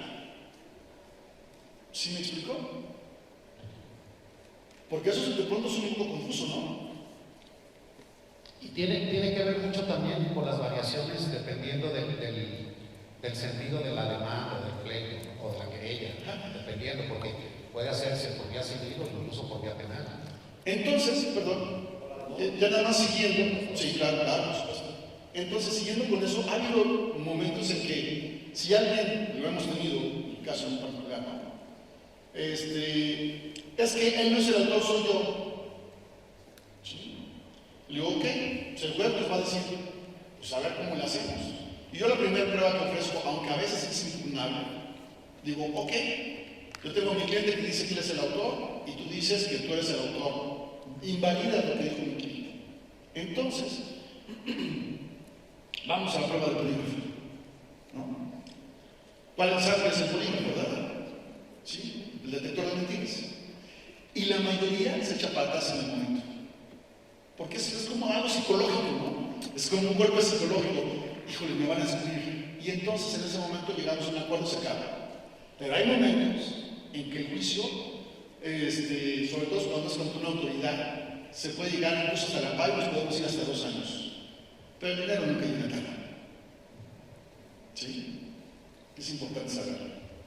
Digo, nuestro juicio matar no se lo. Acuérdate de ese principio que dice que a veces es mejor un maltrato que un buen juicio. También existe la veniencia y que puede ser, dependiendo de lo que tú estás buscando, pues encontrar el acuerdo antes de llegar a un juicio. Claro. Que también es muy común eso, porque a veces he tenido incluso alumnos que dicen, oye, es que está pasando esto con esta obra que tengo registrada, ¿y qué quieres? Pues nada más que no la usen. Ah, pues con una llamada telefónica se arregló el asunto. Claro, diciéndole que si no dejaba de hacer eso, pues se iba a enfrentar a un juicio y a problemas legales diferentes, ¿no? Pero con una llamada telefónica se pudo resolver el asunto. Entonces, también hay que reconocer, pues, hasta dónde podemos nosotros ejercer ese derecho, ¿no? ¿Dónde nos corresponde y qué es lo que queremos? Otra vez insisto en qué es lo que yo quiero para considerar que se haga la justicia en lo que estoy pidiendo o en el acto que se haya cometido por mi obra. Bien. ¿Alguna otra pregunta? Aquí sé que hay gente de diseño gráfico. También aquí es algo bien importante. Cuando estamos hablando de modificaciones de obra, que son rediseños y todo eso, habrá que considerar que al diseño gráfico, dependiendo de lo que sea, dependiendo del producto, podrá ser susceptible de derechos de autor o de propiedad industrial. Por ejemplo, el diseño de una marca se va a proteger por diseño industrial, como marca registrada, no como una obra de arte. Pero una ilustración que pueda servir en una portada de un libro, pues es una obra pictórica y sí puede registrarse como dibujo industrial, pero también como derechos de autor. Entonces, habrá que entender también, para empezar, cuáles son las obras susceptibles de protección. A mí siempre me ha parecido interesante que dicen literarias y artísticas, como si la literatura no fuera también otra de las artes, ¿verdad? Pero, pues la ley es muy clara y nos dice obras literarias, musicales, ya sea con letra o sin letra, ¿sí? Nos pueden proteger las obras plásticas, gráficas, pictóricas, escultóricas, cinematográficas, arquitectónicas. O sea, los proyectos arquitectónicos también se consideran arte y también son susceptibles de protección. El diseño aplicado o las instalaciones como tal se consideran obras protegibles bajo las condiciones de lo que puede ser efímero, como lo comentaban hace rato. Pero hay que entender entonces, diferenciar muy bien qué puedo proteger por derechos de autor y qué protejo por propiedad industrial. Échale, amigo. Y bueno, para registrar la obra, todo el mundo cree que es un trámite burocrático muy largo, difícil. No, pero hay que entender qué características debe tener una obra para ser susceptible de protección. Tenemos que entender cómo la propia ley clasifica a las obras. Y nos dice que las obras pueden ser de diferentes tipos, que también te van a solicitar eso en tu formato de registro. Y para eso nos dice, el registro de obras puede ser diferente según su autor. Ok, ¿a qué se refiere esto? Que la obra puede ser de autor conocido, de autor anónimo o de autor con un seudónimo. Y así se llama la obra: obra anónima, obra seudónima, obra de autor conocido. Puede darse el caso que tú no quieras quién es el autor, o que trabajas con seudónimo. Tenemos muchos casos famosos, ¿verdad? La autora de El Señor de los Anillos y muchos casos donde trabajan con seudónimos. O incluso por cuestiones morales, por lo que tú quieras, puedes usar esto y no tienes la obligación de decir a quién pertenecen los derechos, porque se presentan en un sobre cerrado y el registro queda o sin nombre o a nombre del seudónimo. O si en un momento dado tú dices, sí, yo quiero que todo el mundo sepa que la obra es mía, entonces tu obra será conocida.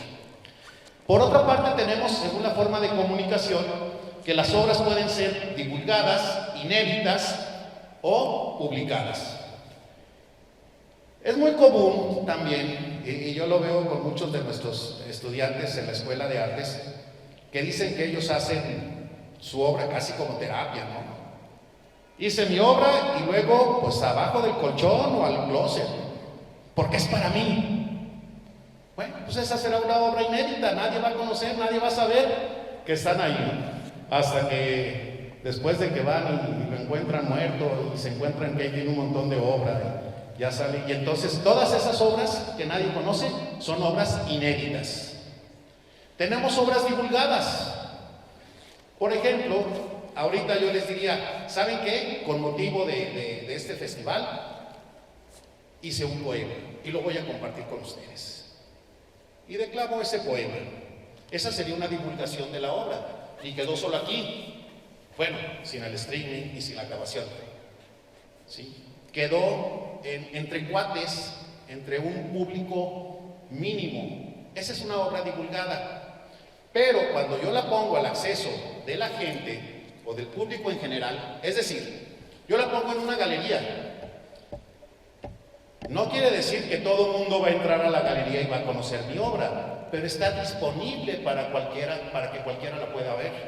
O la subo a mis medios, pues muchísima gente la va a ver. Entonces estoy publicando mi obra, ¿sí? No implica diferencias en los derechos, pero sí es importante conocer cómo es que nosotros queremos obtener protección para el tipo de obra que tenemos. También, échale amigo. Según el origen, tenemos obras primigenias y derivadas. Aquí hay mucho conflicto en ocasiones con esto de los derechos de autor en los aspectos legales, porque la obra primigenia no viene de la prima Eugenia, sino que es una obra completamente original, auténtica, 0 millas, sin patinada de mosca, sin rodada, nueva, completamente de mi autoría, que no existía nunca en el mundo mundial. Pero las obras derivadas son aquellas que se originan de otra obra. Adaptaciones, traducciones, compilaciones, colecciones o mi propia versión de. Sí, alguna vez tuvimos un caso también ahí en la escuela, ¿recuerdas? De que alguien decía, no, es que esta obra no es válida porque es una copia.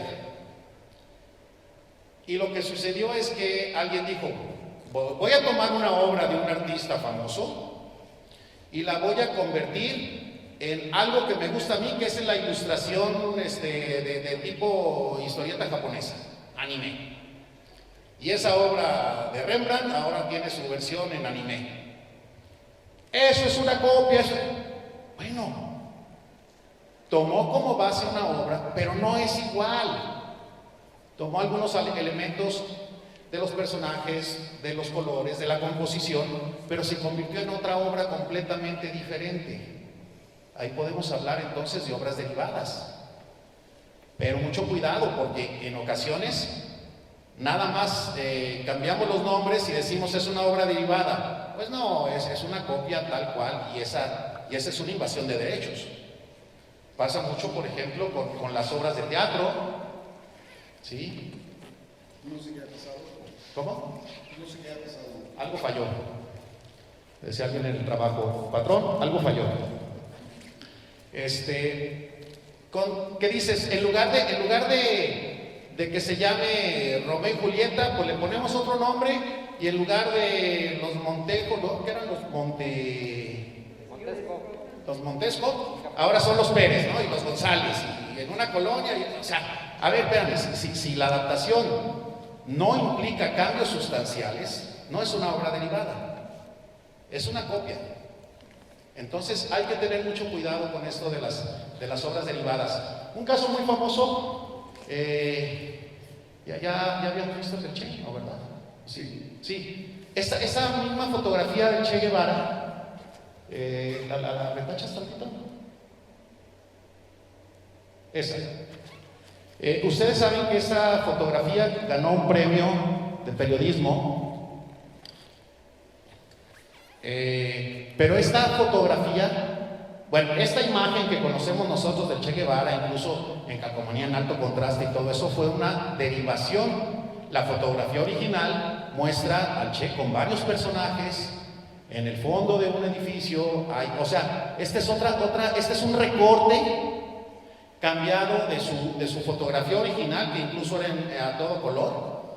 Se hace a alto contraste, se eliminan los demás componentes, y entonces esta se hace muy famosa, además con autorización del autor, para decir, hagan lo que quieran con mi obra.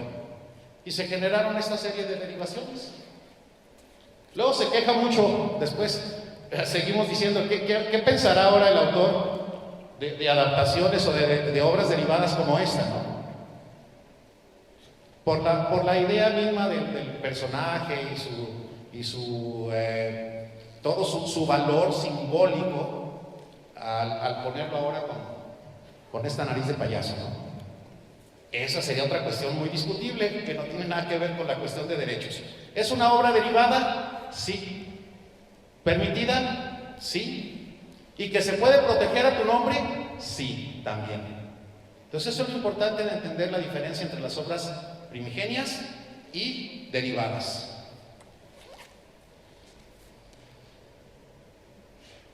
Ok. Y luego también tenemos la última división de los tipos de obras, que pueden ser individuales, en coautoría o colectivas. Yo solo soy el creador de esta obra, pues la obra es individual. Yo puse la letra y mi amigo la música, pues es una obra en coautoría. Yo hice el diseño y mi amigo se aventó los trazos en la pared, pero yo terminé echándole los colorcitos. Pues es en coautoría, ¿sí? Y las obras colectivas son aquellas en las que participan muchos creadores, como por ejemplo una película, donde además la película muchas veces es una obra derivada porque está basado en la novela tal, pero además hay la creación de un guión, hay un guionista, hay un fotógrafo, hay un vestuarista, hay un director de escena, hay un director de música, entonces son muchos creadores los que conforman esa obra. Que también aquí es muy importante, por cuestiones de tradición y convencionalismo, estos derechos de la obra colectiva generalmente la tienen los productores, pero puede haber estas negociaciones para que haya cambios y sobre todo participaciones. Por eso es importante que cuando alguien participa en una obra colectiva pelee los créditos, ¿sí? ¿Quiénes son los que participan en una obra colectiva? Aquellos que están especificados dentro de los créditos. Por eso, aunque a veces a muchas personas no les gusta ver los créditos de las películas, pues para los que participaron es importante que su nombre salga ahí, porque entonces son colaboradores para la creación de esa obra. Bien, hasta aquí. ¿Dudas, preguntas, saludos? ¿Todo bien? Bueno, continuamos con nuestra presentación. Sí, perdón. Ya pues. No te escuché. Sí, claro. Sí. Si tú tienes una obra derivada y la puedes registrar, pues tienes también puedes obtener el mismo derecho patrimonial. Obviamente, solamente se registra la parte novedosa, ¿sí? de la declaración. De hecho, desde el registro, tú tienes que especificar que es una obra derivada y tienes que darle el reconocimiento a la obra y al autor originales.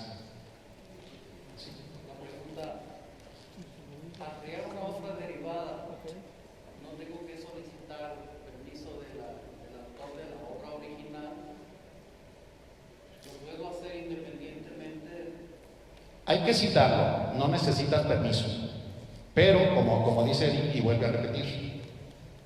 Bien, habría que ver puntualmente a qué se refiere una obra derivada, porque de pronto una reinterpretación no significa necesariamente una obra derivada. O sea, el cover de una canción no es una obra derivada. Entonces, habría que puntualizar muy bien. Vaya, siempre he dicho que la Ley Federal del Derecho de Autor no es una camisa de fuerza, sino hay que ver los puntos finos para ver hasta dónde nos alcanza. En el caso de que tú declararas que fue una obra derivada, sí es necesario que tú pidas el permiso y lo anexes a la solicitud, para que el instituto no crea que es violatorio de derecho. ¿Sí? Okay. O sea, se facilitan las cuestiones, pero sí puedes hacerlo. Sí. Hay que darle crédito al autor, no es necesario forzosamente pedirle permiso, pero la cuestión de pagarle, ¿eso sí es obligatorio o tampoco? No, tampoco es obligatorio. Okay. Dependerá de la forma en la que obtienes el permiso. Sí, dependiendo de las circunstancias. Es que no podemos decir una respuesta general hasta no ver el caso en particular. Porque imagínate, tú me dices, ok, estoy reproduciendo la obra de Miguel Ángel. Sí, pero para él se acaban los derechos. ¿Sí me explico? O por ejemplo, en el caso de la obra de Frida Kahlo, que tiene ya más de 50 años de su fallecimiento, En Inglaterra se puede reproducir libremente. Nada más con citar cuál es tu referencia, ¿no? Frida Kahlo. Pero acá en México está totalmente prohibida la reproducción. ¿Por qué? Porque toda esta está en la vigencia de los 100 años después de su muerte. ¿Sí me explico? Es decir, intervienen muchos factores para poder determinar. ¿Sí? Sí, bueno, es que básicamente la pregunta va porque en alguna ocasión tuve un lío con una obra, el autor es chileno, y bueno, obviamente yo me tenía que dirigir con él, nunca contestó de manera directa, entonces me fui por la otra vía que es Indautor, que se supone que Indautor contacta al Indautor de allá de Chile y algo así. Y bueno, nunca sucedió nada, no se pudo y pues el proyecto se cancela, ¿no? Y muchos compañeros les pasa algo similar, entonces optan por hacer adaptaciones, ¿no? Adaptaciones supuestamente libres, que a fin de cuentas pues vienen siendo lo mismo. Sí, déjame nada más hacer. Compañero técnico, ¿me puedes apoyar? Porque algo está pasando con, no sé si él se alcalde. Bueno, algo que también a veces digo yo de manera muy coloquial, esto de los derechos de autor y la protección, aunque suene así muy crudo, es como el cuerno. ¿Sí? O sea, si tú hiciste esa obra aquí en México y el autor chileno jamás se enteró, pues probablemente no suceda nada de todos modos. ¿Sí? Ahora, se enteró de que tú violaste los derechos de una obra, pues hay que ver cómo va a reaccionar. Va a demandar, te va a dar permiso, hasta te va a felicitar. ¿Sabes qué? Me gustó mucho su puesta en escena, su adaptación, o todo eso. Bien, porque pueden suceder un montón de cosas. Entonces, no hay, en la ley no especifica, pues, cuál es la forma correcta o única en ese tipo de actos, ¿no? Entonces, por eso decimos, no es obligatorio, pero tampoco se niega. Sí. Ahora bien, cuando tenemos esa situación, lo que hacemos es, si no puedo contactar directamente al autor, lo que la ley y el instituto ha facultado es para algunas sociedades de gestión colectiva. Puede ser de artistas plásticos, de escritores, de músicos, etcétera, etcétera, donde, a ver, quiero contactar a fulanito tal, no tengo el dato, ok, yo por lo pronto hazme un contratito, yo te voy a pagar una lana, es decir, mi inscripción a esa sociedad de gestión colectiva y yo utilizo los derechos. Tú te arreglas, como tú me dijiste que está entre tus afiliados, entre tus inscritos, sí, aunque entonces tú te haces responsable. Mientras tanto, dame mi contratito y yo hago uso de esos derechos. No sé si me explico. Porque también sucede que a veces los artistas, los autores y los creadores dicen, o me pongo a crear, o me pongo a revisar contratos o a hacer este tipo de cuestiones. Y entonces a través o de su representante, o del titular de los derechos, o de la sociedad de gestión colectiva, se manejan todas estas cuestiones. Porque como decía, citando a Bichir, ¿no? Lo mío es hacer la obra de arte y no estar haciendo los negocios y los contratos. Porque lo único se entienden a veces los mismos artistas, ¿no? Sí. Sí. Perdón.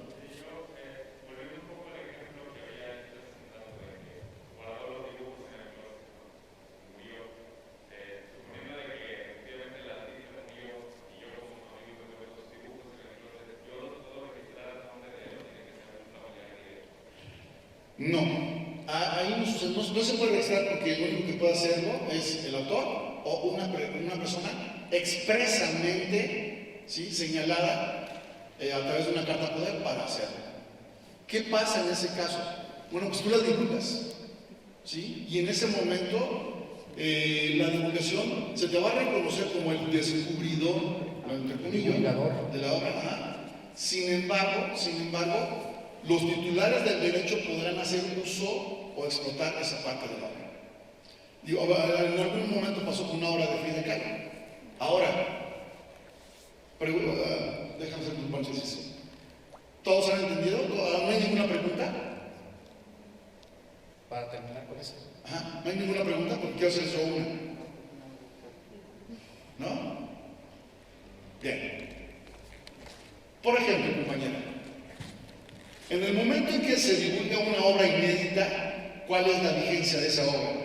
¿Recuerdas cuáles son los derechos patrimoniales? ¿Cuál es la vigencia del derecho patrimonial? ¿Así o no? ¿Le ayudas? Es lo que ha comentado del derecho de que después de que fallece la persona 50 años, bueno, aquí 100 años. Aquí 100 años, es correcto. La vida del autor y 100 años después de su muerte. Pero ¿qué pasa cuando se descubre una obra o se divulga una obra inédita post-mortem? ¿Cuál es la vigencia? Hasta 50 años después, ¿no? Dijeron, o 100 años aquí en México, después de la muerte. No. En ese caso particular, por eso es que le digo que no podemos decir de pronto algunas situaciones particulares, si no tenemos que ver el caso específico, por ejemplo, empieza a correr la vigencia de 100 años a partir de la divulgación de la obra. O sea, no importa cuándo haya muerto, pero empieza a correr a partir de la divulgación de la obra. ¿Sí? Maestra, ¿sí te quedó claro? ¿Alguna otra pregunta? ¿No? Bueno, ya nos vamos. Nos va a quedar una buena parte así. Otro de los mitos es que la propiedad intelectual es cara. El registro de una obra de arte ante el indautor cuesta 280 pesos. Y aquí podemos incluir colecciones de obras. Hemos hecho registros de una colección de ilustraciones o un disco que contiene 400 fotografías y se paga solamente los 280 pesos por el registro de una colección que consta de 450 fotografías o una colección de 50 grabados o de 20 grabados o de no sé. Entonces, si tomamos este precio, aún haciendo matemáticas para artistas y diseñadores, 280 pesos es menos que 365, que serían los días del año. O sea, mucho más barato que $1 al año. Pero además eso te da protección toda tu vida y 100 años después. ¿O es más barato que echarnos una ¿Quién me chela diga? el fin de semana? ¿Es más barato que echarnos una chela el fin de semana? Sí. O sea, quien nos diga pues entonces que la protección es cara, pues no es cierto, no tiene razón. Son otras creencias. La propiedad industrial sí es un poco más cara, ahí sí, pero estamos hablando de derechos de autor, ¿sí? Y vámonos a terminar ya. Es que faltan mañana, sí, luego. Ok.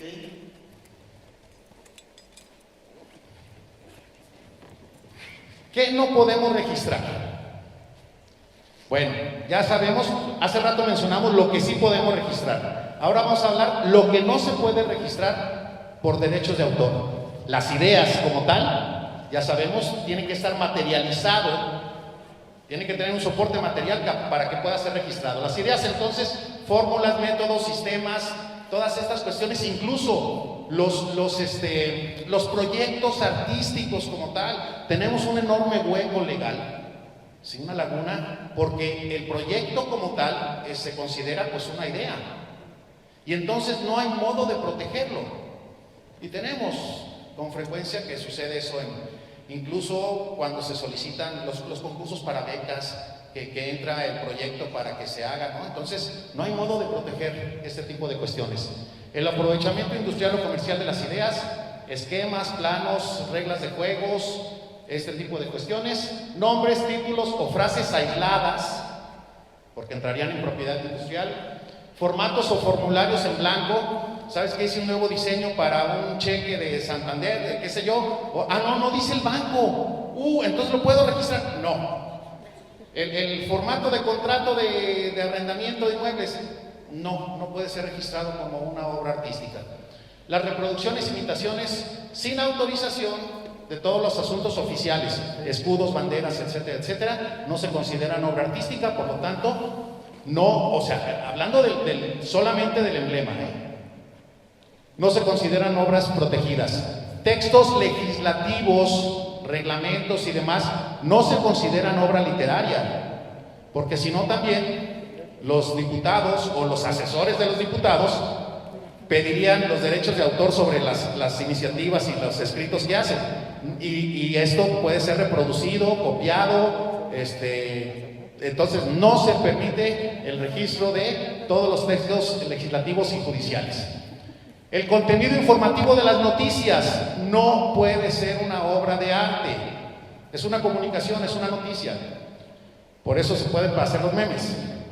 Y la información de uso común, tales como refranes, dichos, leyendas, calendarios, etcétera, etcétera. Nada de eso se puede proteger.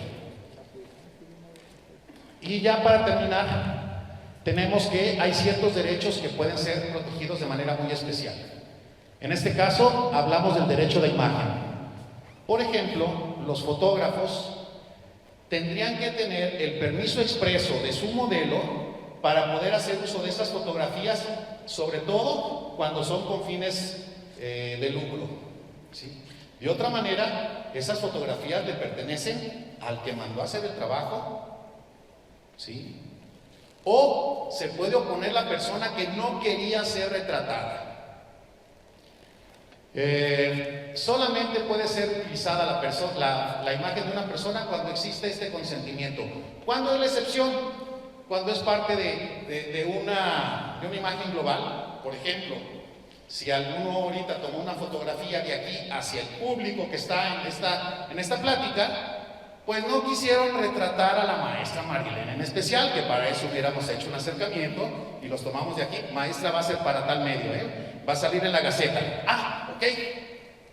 Pero si de repente salen ustedes y allá nuestro compañero de hasta atrás dice, yo no quería salir en la Gaceta. Sí, pero no te quisieron retratar a ti.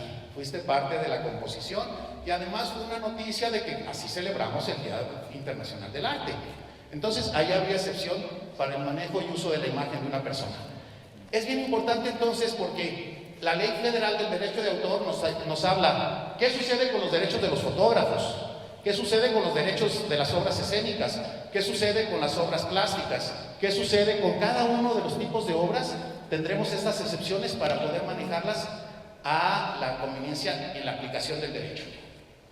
No es necesario el consentimiento, como dijimos, cuando forma parte menor de la composición o que no es el objetivo principal, como el caso de este señor, que sí, él sí peleó esta cuestión porque la fotografía que le tomaron fue parte de unas fotografías que incluso habían desechado y después la compañía adquiere esas fotografías, le gustó esta para usarla en su etiqueta, él se da cuenta años después que sale la etiqueta,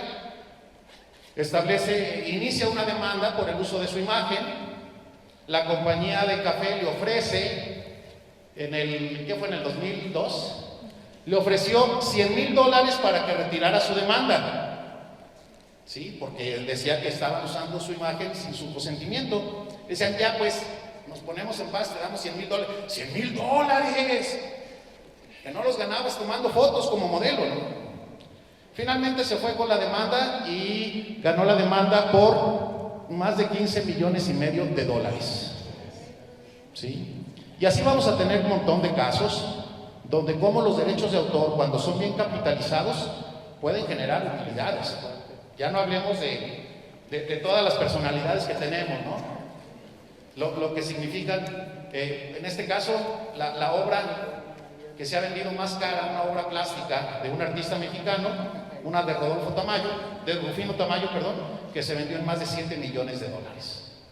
Depende de muchos factores, depende de muchas cosas, pero esto es con la intención de que cuando sabemos y aprovechamos bien la cuestión de la propiedad intelectual y de los derechos de autor, podemos, ejerciendo nuestro derecho, obtener también utilidades, ventajas, ganancias, reconocimiento y beneficios, no solo individuales, sino incluso para la nación en términos generales. Esperamos que con esto les haya servido un poco de introducción a este mundo de la propiedad intelectual. Para cualquier otro detalle ya específico y todo eso, pues ahí tienen nuestros contactos. Muchas gracias por su atención y por la invitación. Yo no lo conocía diciendo sinceramente y la verdad es que me llena de orgullo haber estado aquí. Gracias, maestra, por la invitación. Gracias, autoridades. Esperemos que haya sembrado una semilla de ustedes más bien de derecho de autor, para que eso se pueda replicar. Y con todo gusto, si nos mandan un correo, oye, ¿qué pasa con esto? Con todo gusto le respondemos, ¿vale? Obviamente el tema es muy extenso, pero ya.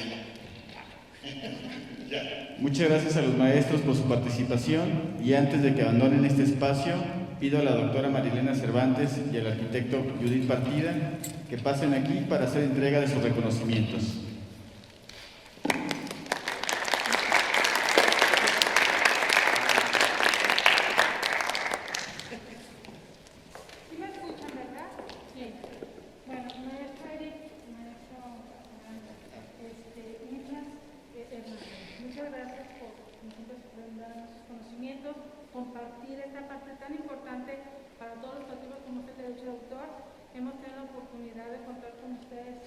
segunda ocasión.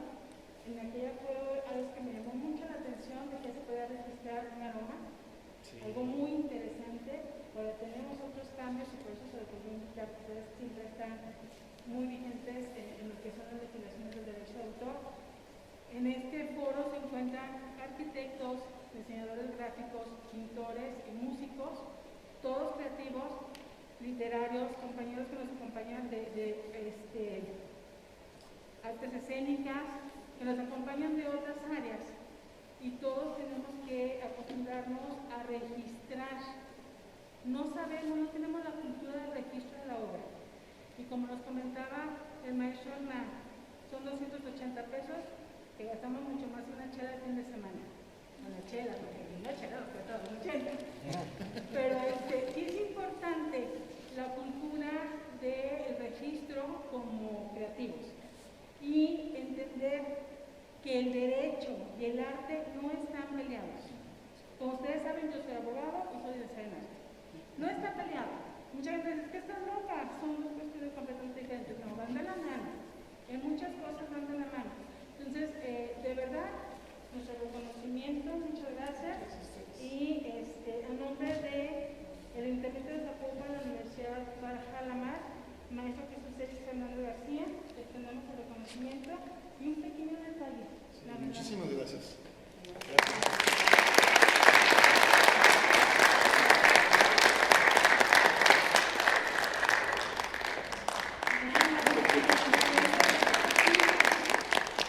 Para todos ustedes agradecemos su presencia, su participación tan activa. Cualquier duda que tengan, no duden en contactar a los maestros, les dejarán sus correos para que cualquier asesoría que ustedes requieran en el área. Son especialistas, ellos no les gusta que uno lea su currículum, por eso me dicen ponme como especialista en el área.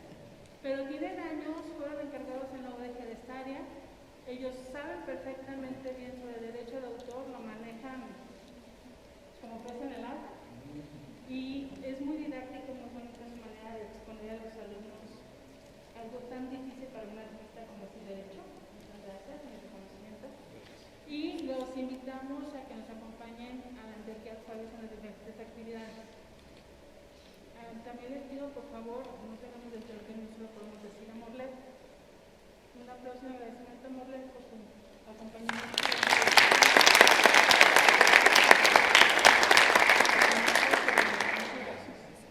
Pues gracias a todos.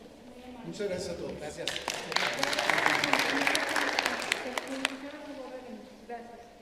Muchas gracias a todos. Los invitamos al lobby donde está la exposición plástica de los alumnos de la Escuela de Cultura y de Dibujo y Pintura. Y los esperamos nuevamente el día de mañana en las actividades a las que se hayan registrado. Les pedimos por favor que no olviden traer su material. Muchas gracias por habernos acompañado. Buenas tardes.